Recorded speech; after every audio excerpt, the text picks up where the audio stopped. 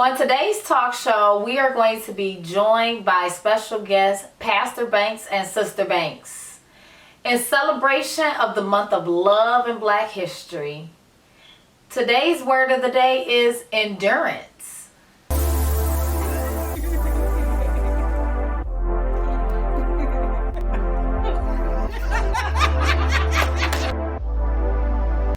Welcome to Ruben and Ivory's Journey in the Making.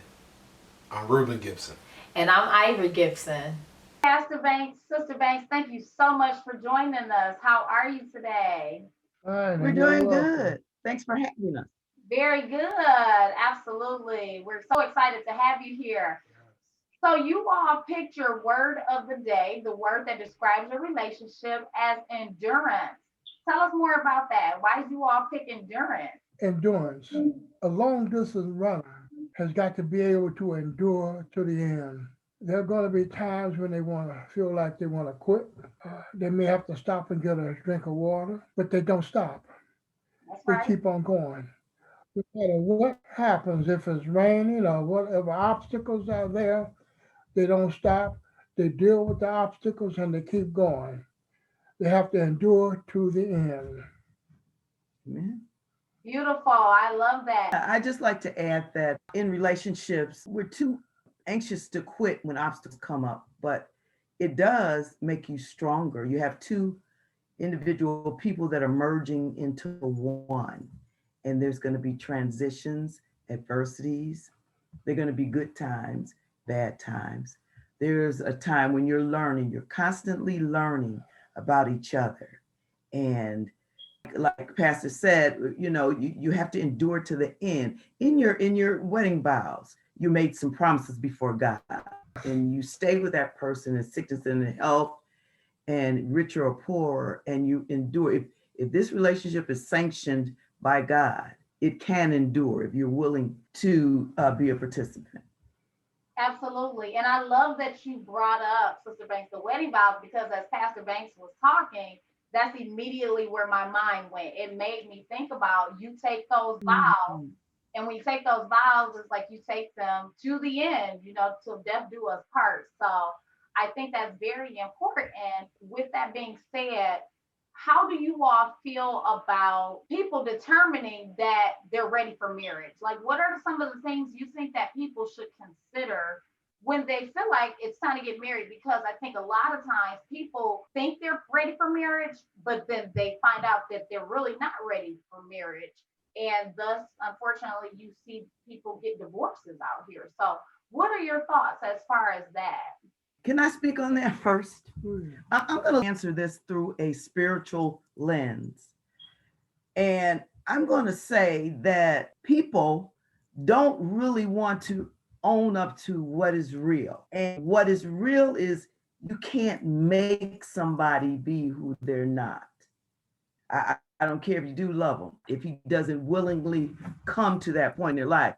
I'm looking at people that are unevenly yoked. It's not going to work. I'm not saying that they can't change, but they have to. And you cannot mold a person to be like you want them to be.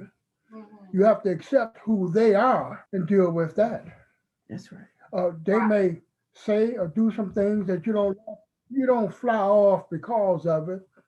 You deal with it and keep on going. Like Sister Banks said earlier, you choose your battles. And it's not worth being out of shape because somebody says something a certain kind of way or says something that you don't like. In a lot of relationships, when that does occur, the woman or the man, either one, will go off on the deep end. They become bent out of shape, very angry. Don't speak to me, don't touch me, and all that kind of stuff. You can get over it. Get over yourself. Man. Right. And like you said, very key. Pick and choose your battles, because that's something that Ruben and I heavily live by. You have to pick and choose your battles.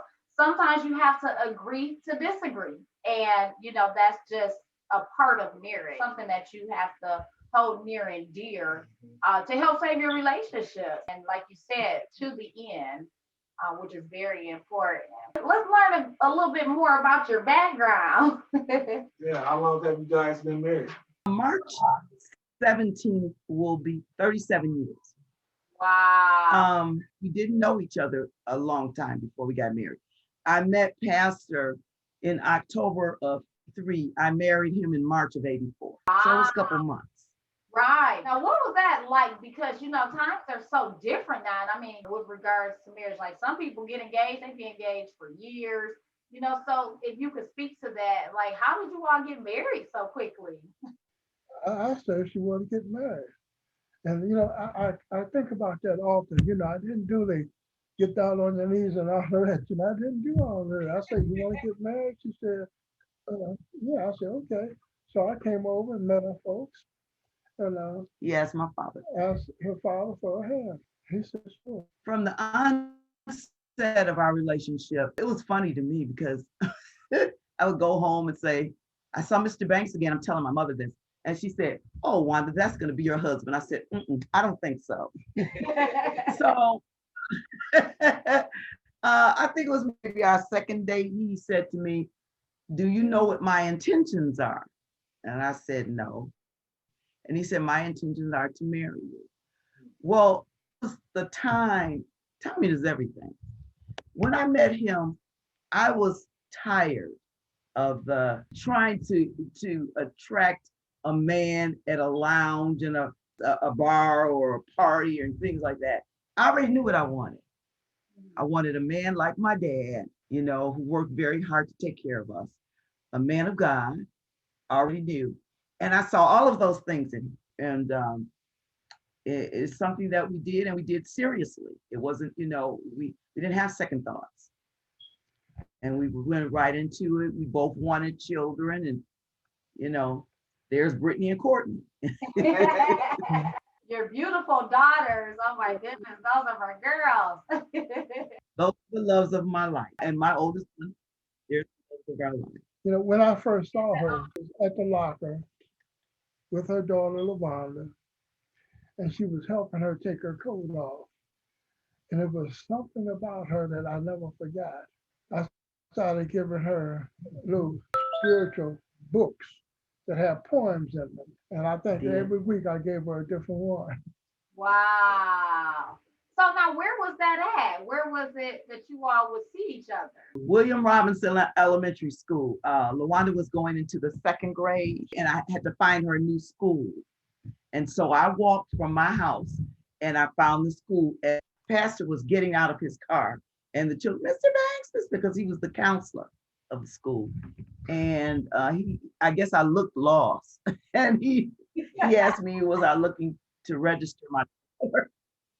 And I said yes, and he escorted me to the gym. Aww. And I ended up working there at the school. And so as soon as we were engaged, I quit, and we, the rest is history. Wow. Oh, that's beautiful. I would like to go back, Sister Banks, because earlier you hit on a key point. You said you have to know what you want. And I just think that is so important, because you have to have values. You have to know what it is that you want in a relationship and of a person. So I think that's an amazing thing when you seek out to get what you want. Now, sometimes, people have their lists and they're like, I want this in a guy and I want that in a guy, or vice versa. I want this in a woman or that in a woman. So how much compromise do you think there should be, if any, when you do have your eyes set on certain attributes, but you may not get all of those in a certain person? What are you all's thoughts as far as that goes? This is one thing that I say to young people today. They set their standards, don't be unattainable, ridiculous, but they let their standards go too low. The ethics and the morals must be there. They must be there. That becomes a key way for you to be taken advantage of, your heart to be broken, you to be following somebody that you're going to make, and that isn't who they are. You see the red flags are always there. We choose to see them or not to see them. And that's when the problem comes in. The red flags are there. Old school, I'm not going to say or talk against trends of dating today, But old school, no man could pull up to my door and blow the horn. Couldn't do it. Right. I don't live in the street, okay? Hmm.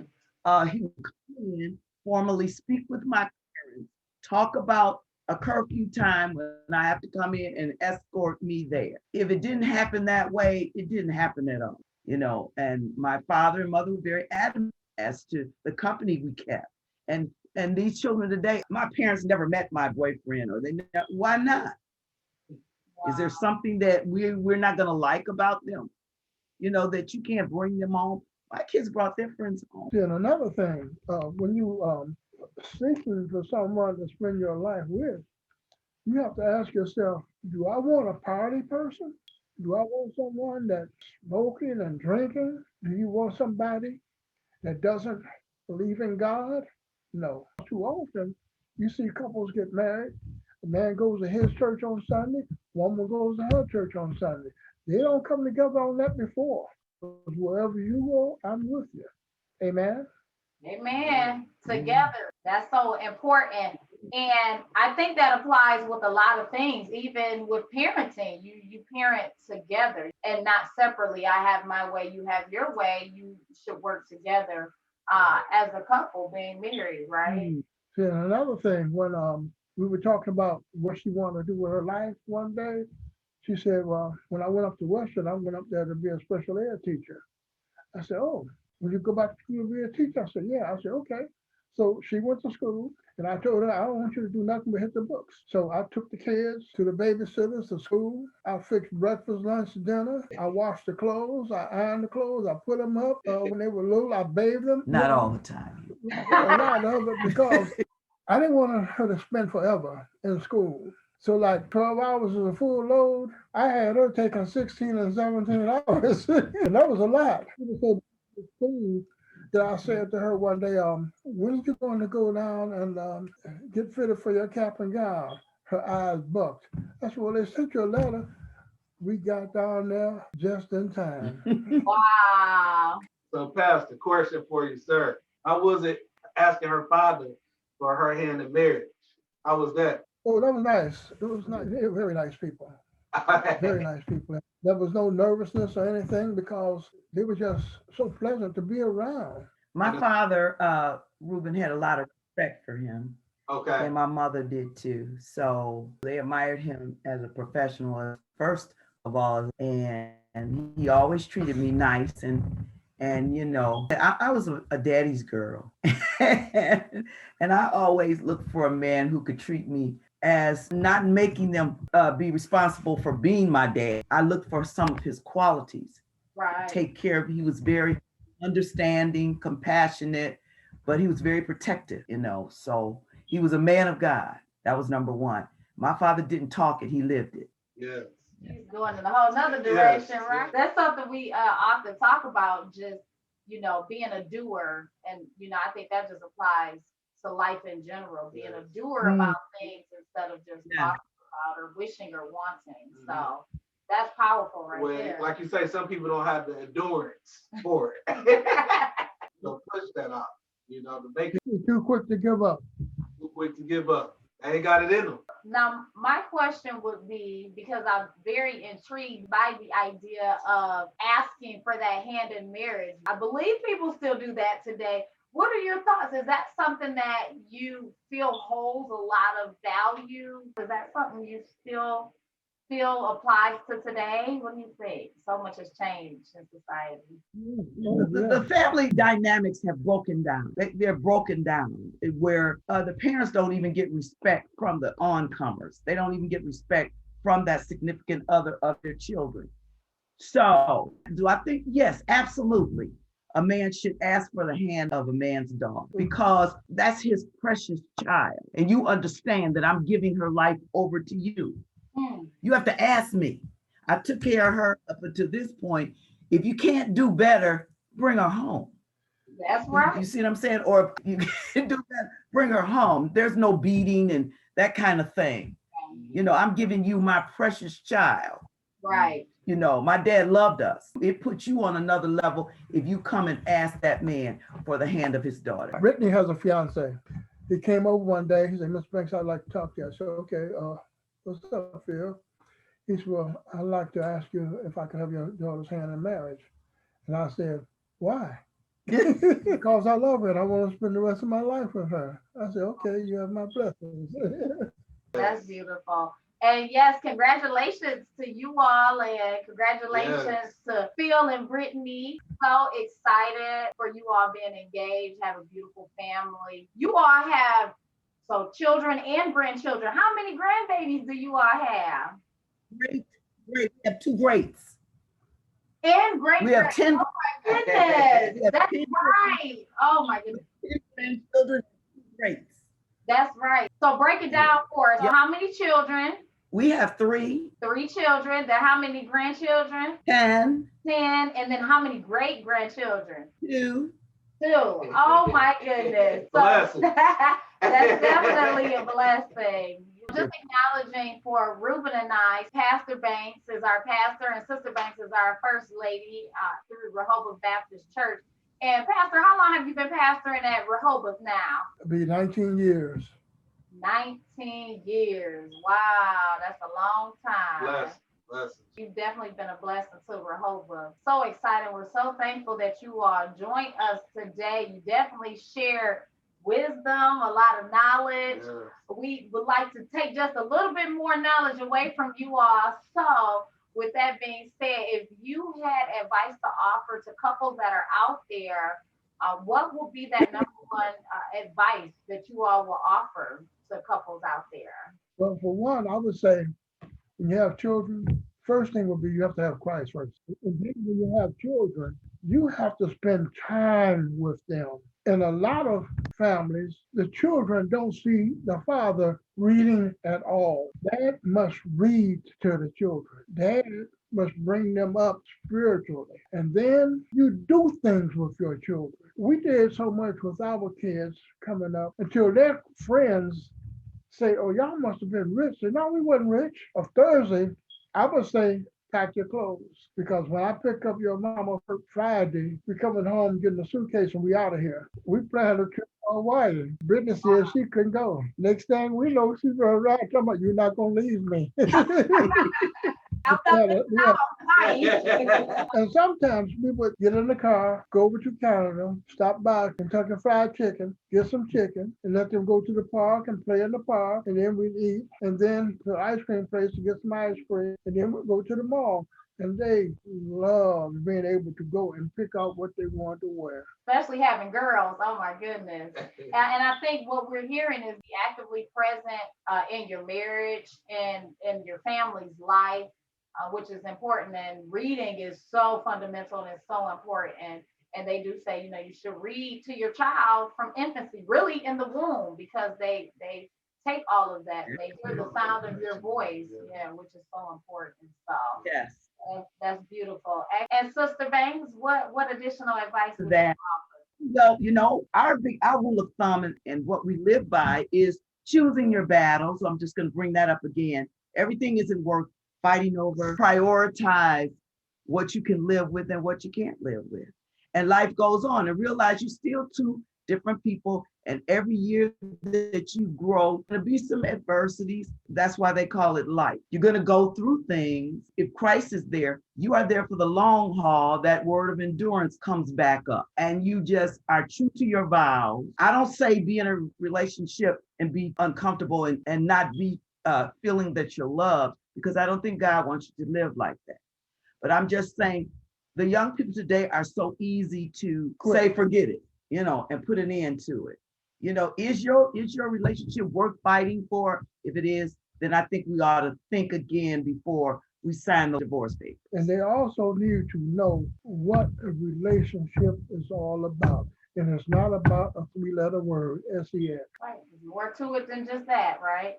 Yeah, you think that that's what it is, and you're going to be in for a shock. You got to have a relationship built on trust, built on doing things with each other, for each other. And when you raise your kids, when your kids are grown, they will come to you and say, what should I do? What do you think about this? What should I do? And that's a good feeling to know that they're grown and they will come to you for advice. Right. So doing that whole structure, making sure everything is structured. When you raising them and everything, As long as you got that structure in the house, husband and wife, you know what I mean? You can go down the line because your kids automatically going to be able to take after what you're doing.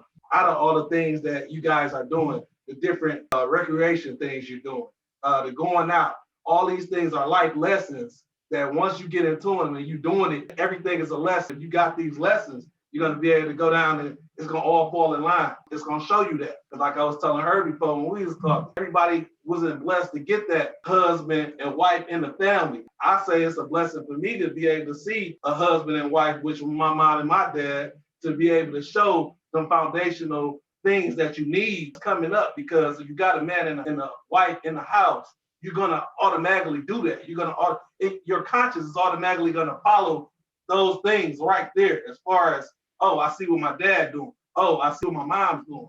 You're gonna follow those things. I'm trained. So that's just a blessing. Yeah, because my father, if something was broke, he'd fix it. So growing up, you learn how to use a saw, a hammer, a screwdriver, change light bulbs and stuff. You got kids today, they don't know how to do nothing.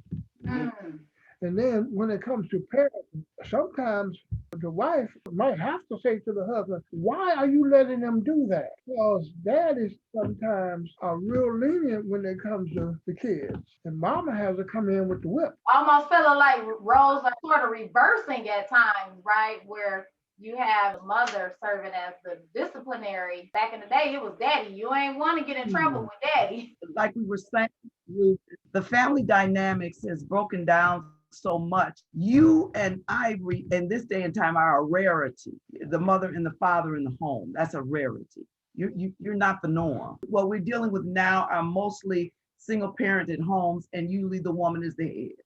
In a lot of situations where you do have the daddy in the house, mom is there to do all the things that need to be done because daddy is out on the basketball court or somewhere hanging out with the fellas. You don't have time for that. What do you mean? Oh, I'm gonna hang out. He's got to come away from that. And like you said, become more present and more active. Well, Pastor Banks, Sister Banks, thank you so much again for joining us. Yes, appreciate And you. we definitely would like to shout the church out. Pastor Banks, give us the church's information. Church location is 16907 Wyoming. Bible study is on Wednesdays at 6 o'clock. Church service starts at 11 o'clock. When we return, we're going to start having Sunday school, and that's going to start at 10 o'clock. The name of the church is Rehoboth Baptist Church. But we believe in the grace message, and the grace message is centered around the gospel of the grace of God, and all are welcome.